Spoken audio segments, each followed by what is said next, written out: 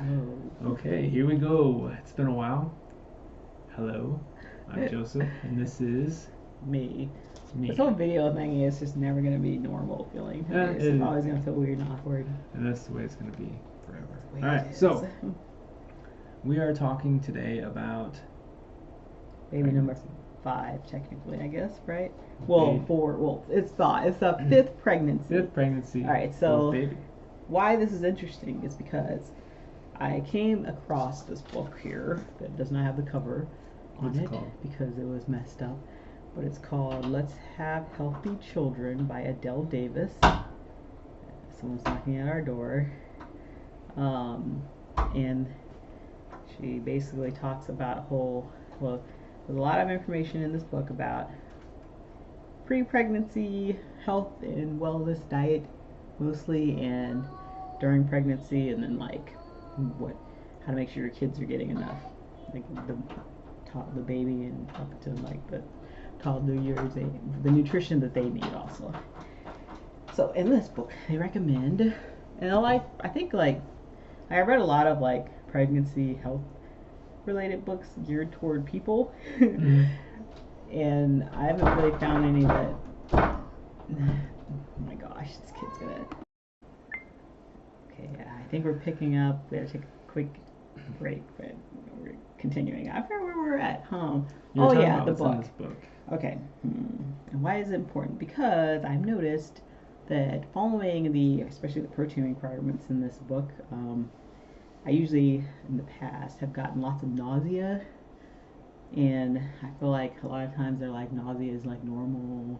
I guess depending on the degree of it, I don't know, but I'll have to look over it in more detail. But this was one very significant thing that was different this time around.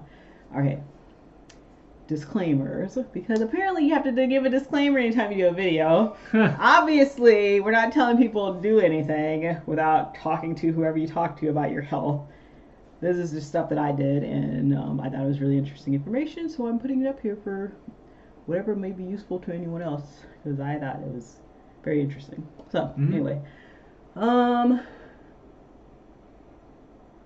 I need some help here. So Okay, so wait.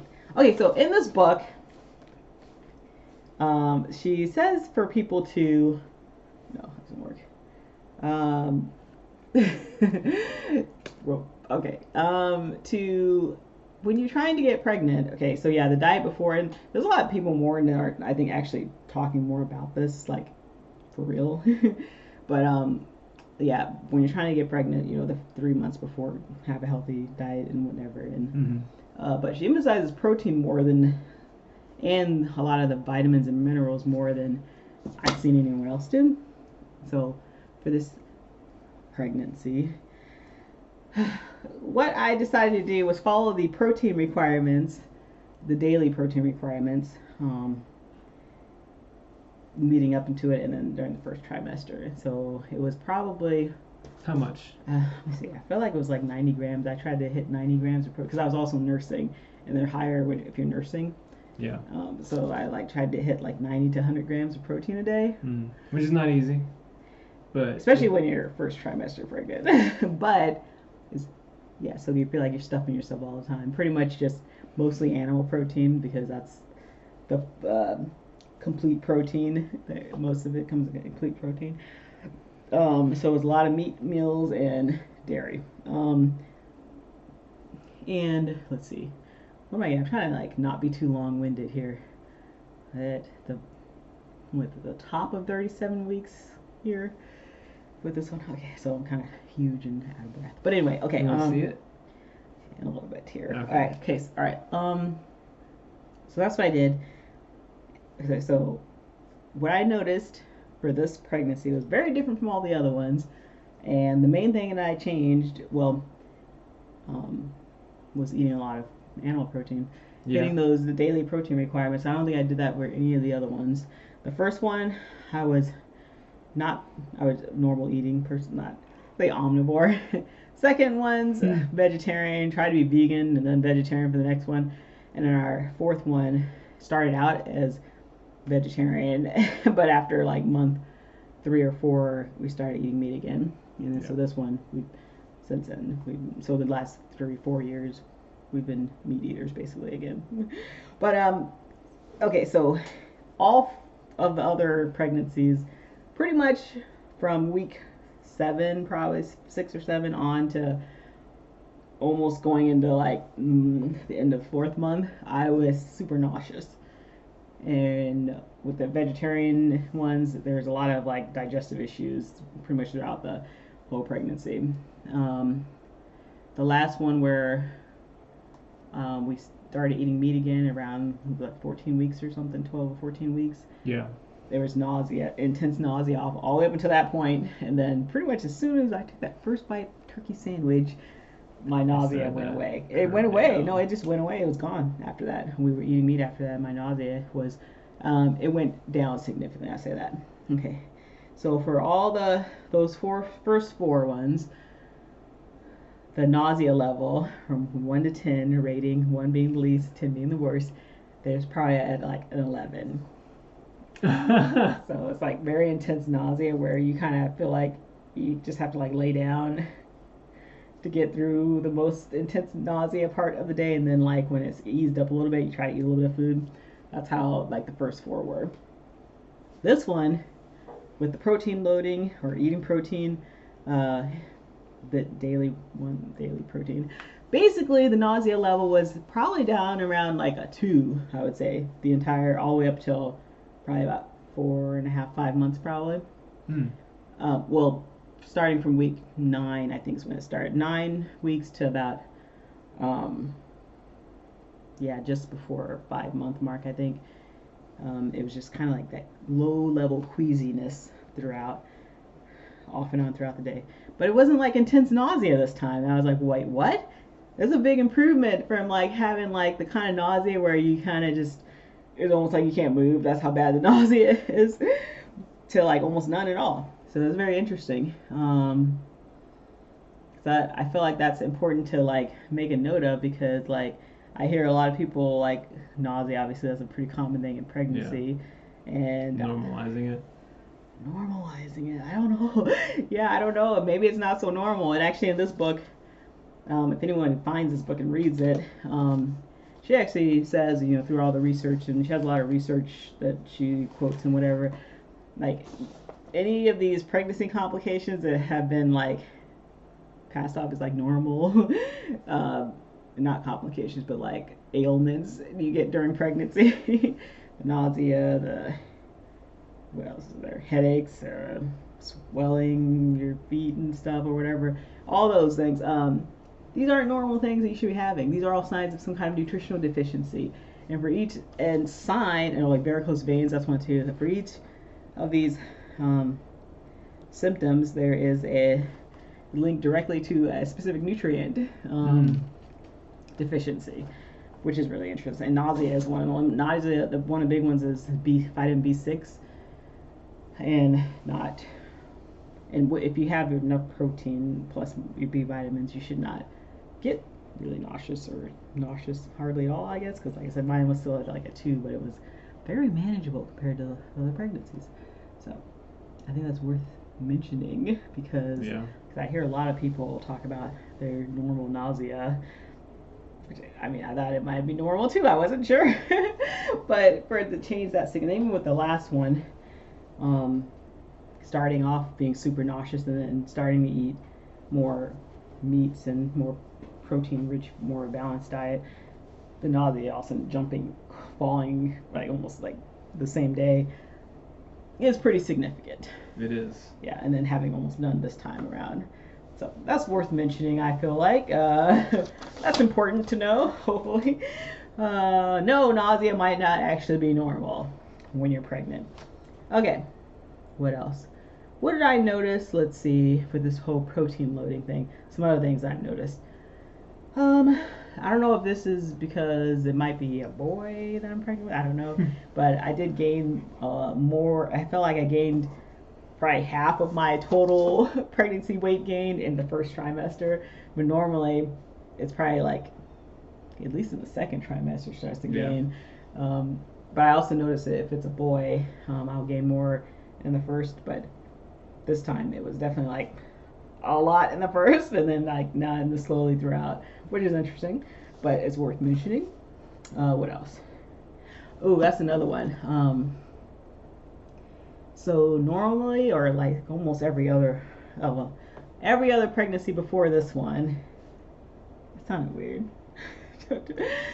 I would get these like cravings, like super cravings, or like where like there'll be days where I feel like I had a bottomless pit stomach. It has not happened at all throughout this one, which is very interesting. I feel like I feel like each of the other ones. So I'd go through eat normal, and then it'd be like a few days where I'd like eat all the food that I could find. Yeah. And I not had the urge to do that, and I don't think I could if I wanted to. Because like, well, right now because I'm so huge, like it's at the stage where I can't even put that much in here at once. But I don't have the urge to like, what do you call it? Binging? Is that what it is? Yeah. To binge. To pack in a lot of food at once. It's like always throughout this whole pregnancy, besides the first one, I was like trying to get in 90 to 100 grams of protein. Those were kind of big meals, but pretty much since then they've been like just normal sized meals, like each time. And like all the ones before this have been, it'll be kind of like off and on. When the nausea finally subsided, I could eat, be like normal, and then a few days where I eat like everything, and then back to kind of normal, and then like all the way up to birthing time frame. I feel like with all the other ones, but this one, yeah, not at all. It's very interesting.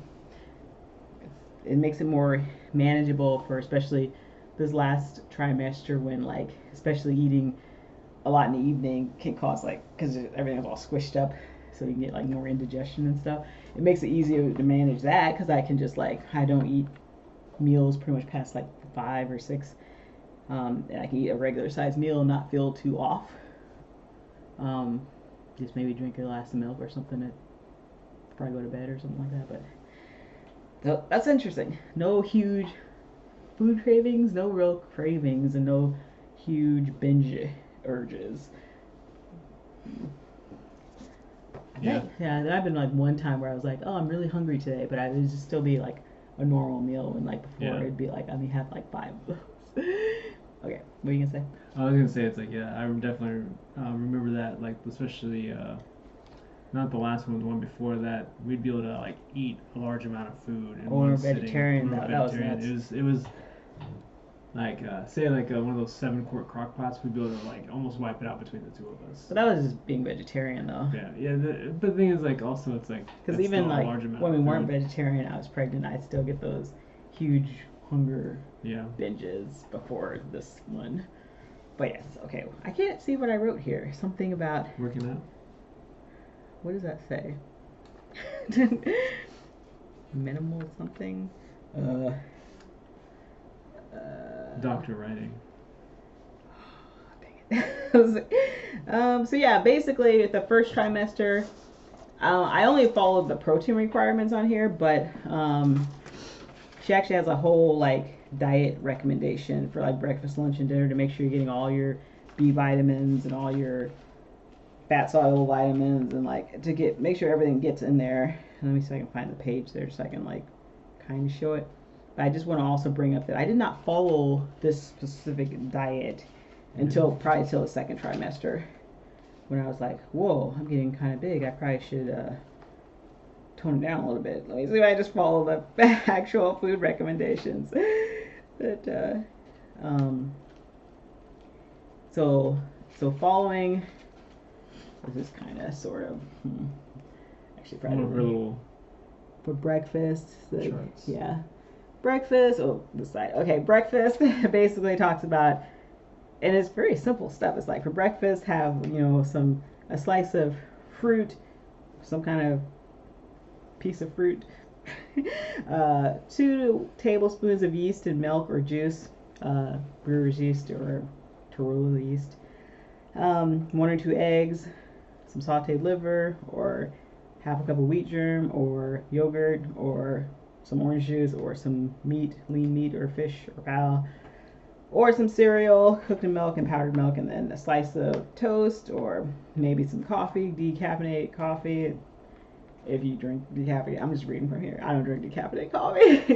And then it says take your vitamin A and D, B complex vitamins that have choline and inositol in it, B6, vitamin C, vitamin E, and there's amounts here that she recommends per day. And okay, 2 to 3 tablets of calcium and magnesium, and kelp or other source of iodine. And that's just the morning breakfast. And then like there's a mid-morning one where it says so either drink some of the smoothie drink that she has a recipe for in here, or have some yogurt or buttermilk or whole milk or some fruit as a snack, and then go to your lunch. But it's interesting because yeah, it's like whole food stuff, and then she has the amounts for the vitamins that she recommends per day, but also mentions that you can get all of your requirements from your food is good sourced food. You can get your requirements from food, and that's mostly what I did. I think supplemented vitamin C, vitamin E, a little bit here and there. What else? Yeah. I think everything else I have pretty much gotten from whole food as much as possible. Yeah, so what else was I gonna say? I should have just written down exactly everything I was gonna say and just read along. Oh, we're only 14 minutes in, so we're not too bad yet. Okay, let's see. Definitely your energy levels. This has been a significant one. You are very like your first pregnancy. You definitely had a lot of energy. You were still like working and doing whatnot, but like energy level per pregnancy after that, especially the vegetarian ones, was way lower. And right now, you're. And then the last one, the energy was back up because we went back to being food eaters, eating real food. And then yeah, my energy has been pretty good. Besides being super heavy, I've actually felt pretty good overall. That's another one too, like the swelling, like of your ankles or feet or whatever. My first pregnancy, I didn't get any swelling or anything like that, but I did notice it started to creep up like the last few months of the second one, and it was definitely in the third pregnancy, and even in the last one, here and there, like when we traveled long distances, my legs would swell.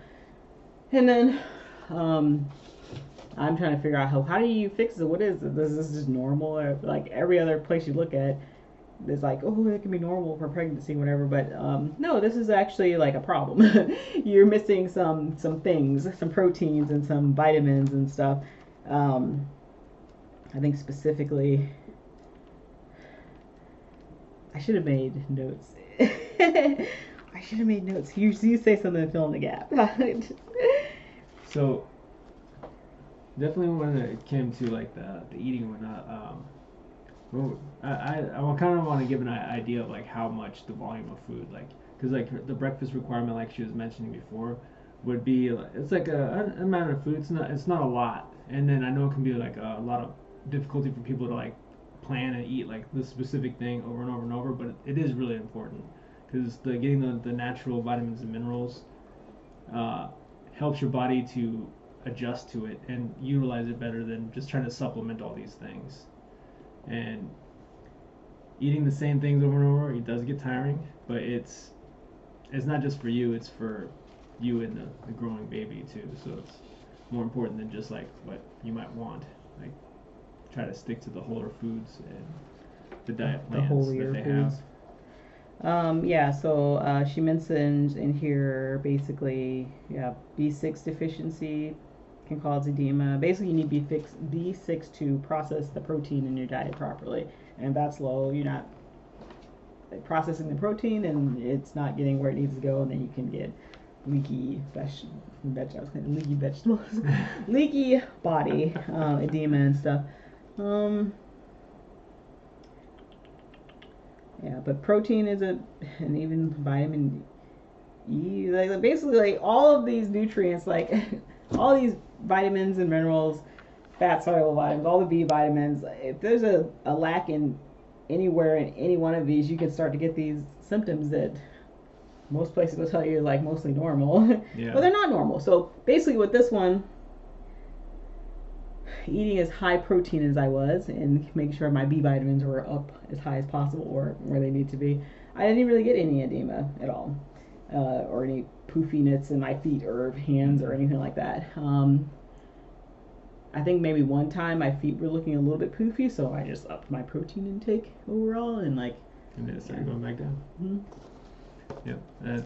Again, it's like the stress. We can't stress enough, like based on what this book is saying, like getting the vitamins and minerals that are natural, and then also making sure you get all of them because they work together. It's not like you can just overload on one and that's good enough.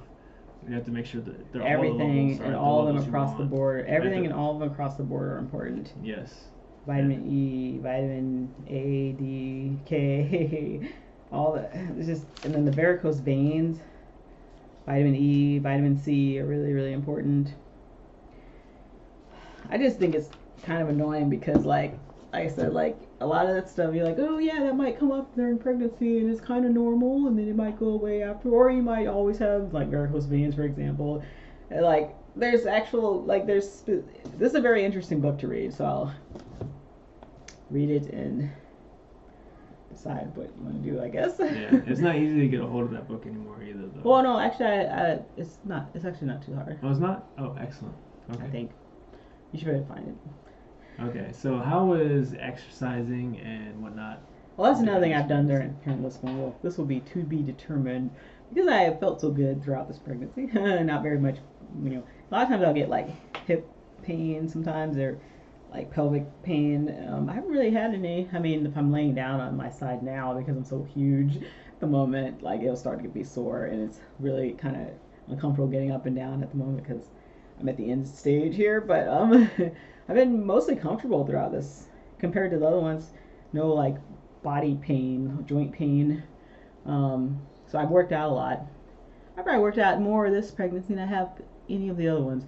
Not that it says it doesn't. I don't think it says in here you like should work out. I think it says stay active probably, but I was just doing research on people working out during pregnancy. I'm like, why don't I try actually doing that this time? Because I think that here's the theory that's out there, and I think I agree with it, is that yeah, staying super active and actually working out during pregnancy, so that when you, first of all, your body's more in shape and ready to have the baby, like more strong. You have the muscle strength that you need to actually, not that it's like you don't have to do a whole lot, your body's doing it, or whatever. Anyway, you have the muscle strength that you need to have the baby, but also postpartum, your body already has that muscle memory and it can start repairing itself more efficiently, I feel like. Yeah. And recovering more efficiently if your body's already well conditioned. Is that the right word? Yeah, I think so. So I've been actually working out a lot, doing weightlifting, working out, and yeah, weightlifting, and a lot of like lower body exercises, and still the yoga I usually do. So we'll see how that goes. Mm-hmm. I have to update afterwards, see if it made anything easier, like labor. It's supposed to, yeah, that's right. It's supposed to make labor more easy and less uncomfortable and all that stuff, or whatnot. Yeah, so, but I've been able to work out for the most part. Yeah, because you're not like pretty consistent. Worn out. Well, I've been actually kind of worn out here and there because I have been working full time. Yeah, I've kind of, it's been making me tired, and during that time I just make sure I eat more liver or more brewer's yeast, and my energy level goes back up again. Because it could be from anemia. There are certain times it could have been like anemic or whatever. So just keep the vitamins up. Look at the symptoms that you're having, and looking at this book to see what could be causing this symptom, and then act accordingly. Yeah, it does. And it does work. Yeah. I was gonna say, it's like I've noticed with you using that book and the information, it's like you start to kind of figure out like, hey, I'm feeling this way today. It's probably something like this, and you're finding new ways to like kind of fix problems, because they actually work too. That's the big thing too. Is like they actually been working. Each symptom, just about every symptom, is linked to a specific nutrient deficiency. Yeah, so it's like, oh, this is actually caused by this, so I can just add more of this and make sure everything's balanced and everything. But add more of this, and after a few days or weeks or whatever, depending on what specific one it is, like it subsides. Let's see.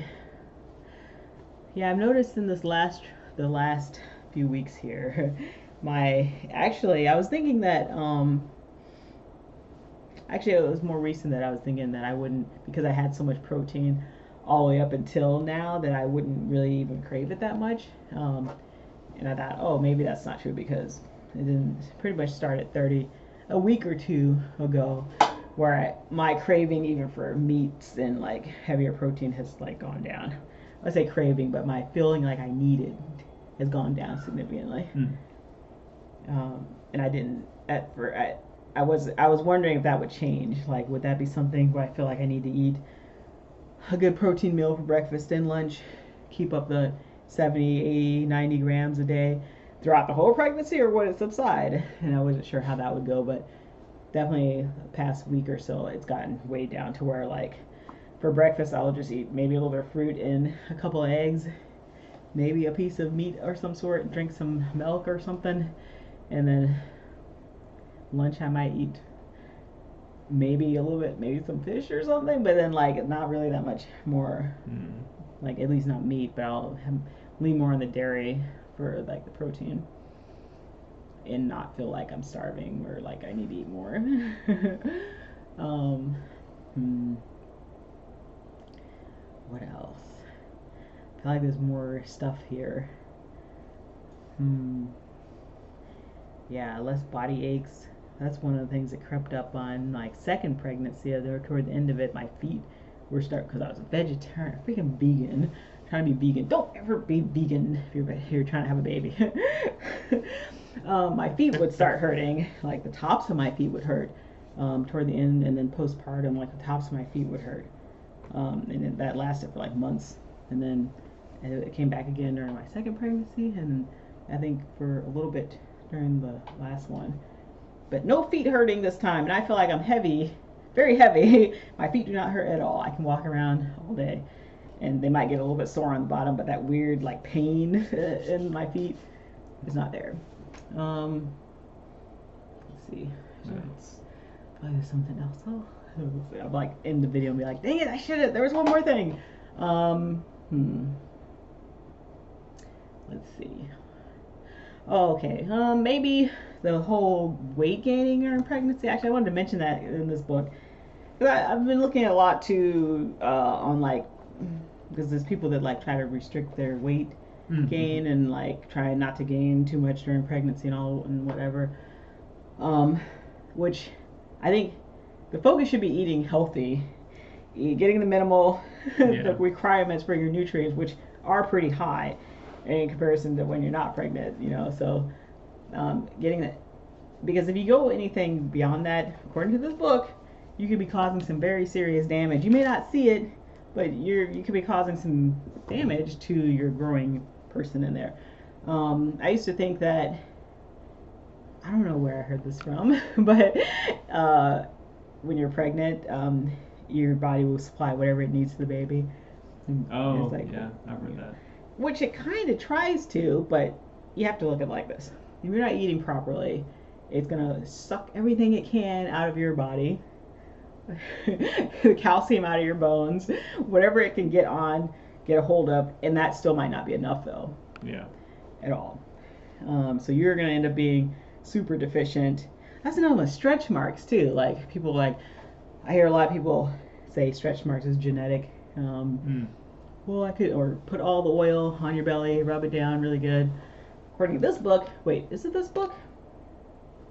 This one or another one? Somewhere else that I figured this out, because I don't have very much stretch marks or really any at all, and I've noticed it is actually related to what you're eating. Your diet needs to be balanced for your skin to actually get what it needs to be able to stretch properly without causing like tears, and that is in a lot of the oils, the fatty omega-3s.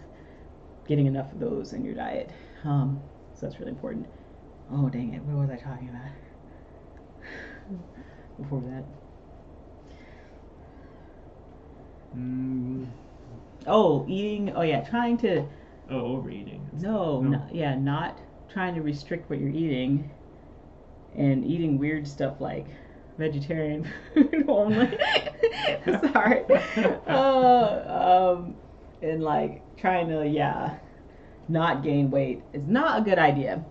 there's a quote. I wish I had bookmarked it, but I can remember what it said. Somewhere in this book, she says that they did research apparently, and people that gained, even if you're overweight or underweight, well, when you start the pregnancy, it almost like didn't matter. But people that gained less than 20 pounds, 20 pounds or less during their whole pregnancy, had higher incidences of like birth defect or birth complications or stillborns or whatever. Under 30 pounds, it was a little bit less, but basically 30 pounds or more, they didn't see. Was it 30 pounds more? They didn't see very many issues. And then just to reiterate, any kind of restricting of these nutritions, which comes along with eating food, you're pretty much causing damage in some way or form to the baby. Because listen here, your baby, let's see, if it's growing, you know, even if it comes out normal, you don't know if it's like, well, I could have had like 1,000,000 more brain cells, but I didn't have what I needed to grow those because we weren't eating enough. And the thing is too, like, I'm thinking about how like first trimester like nausea prevents a lot of nutrients from getting in, probably when the nutrients are even like most important. Yeah, because it's the early stages. It's growing. You're putting pretty rapidly. No, not rapidly. It's putting the cells together. Then it's putting like the baseline together, and I feel like that is probably one of the most important times to make sure your nutrients are sufficient. Absolutely. Well, think about it. It's like, 'cause if that's where the cells are all starting to come together to create their initial form, you have to have small things are big at that point. Like little things mean a lot because the thing is really small.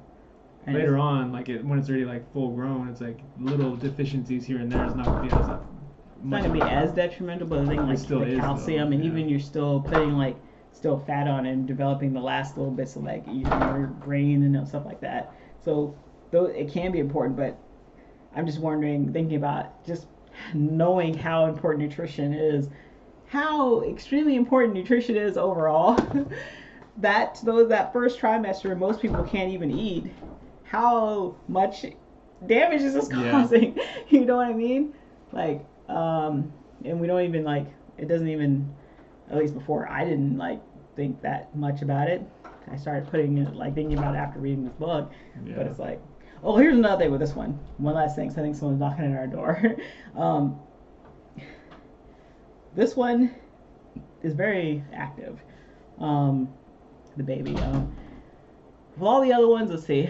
I think I noticed maybe like the first kicks around 4 or 5 months, maybe the first little bit of movement. And it was kind of like a little bit of movement here and there. Like little flutters and stuff. And then it's kind of like normal movements and stuff all the way up to the end. But this one, like, it was like as soon as I started feeling like the little flutters, and then like maybe a few weeks after that, then I feel like the baby just moving around. I can feel this thing moving and stretching and like lifting weights in there or something. But it's been very active and moving a lot more than the other ones. Not like stressed moving, but like I feel like it's strong, if that makes sense. Like it's very yeah, and that might have something to do with the nutrition. I don't know. But we'll see. We shall see, yeah. But anyway, I think that's it for someone. We have kids at our door wanting us. So, I think that's it. Hopefully. Yeah. Covered everything that was mostly important. Okay. Alright, cool. All done. Wait, did I just press here? Yeah. Okay. Yeah, this. Alright.